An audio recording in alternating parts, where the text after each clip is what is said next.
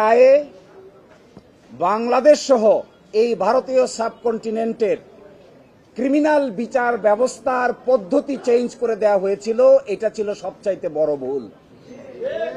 আরো বলেছেন, আদালতের সামনে উপস্থাপিত সাক্ষ্য প্রমাণ অ্যাসেসমেন্ট করা ছাড়াই জনাব এটিএম আজহারুল ইসলাম সাহেবকে ফাঁসি দেওয়া হয়েছিল।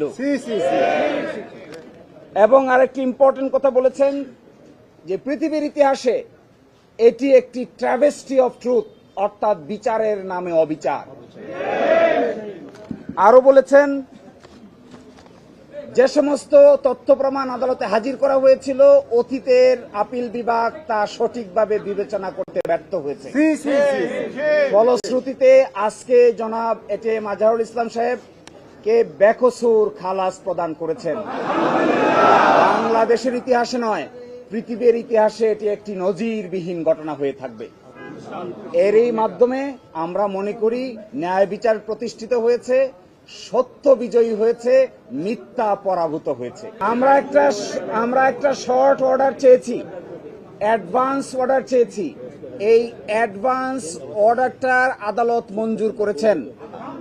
আদালত বলেছেন আমরা চেষ্টা করব আজকেই যেন আজকে এবং কালকের মধ্যে যেন এই শর্ট অর্ডারটা প্রসেস হয়ে জনাব এটিএম আজহারুল ইসলাম সাহেব মুক্তি পেতে পারেন। এই জন্য সকল আইনি ব্যবস্থা আমরা গ্রহণ করব।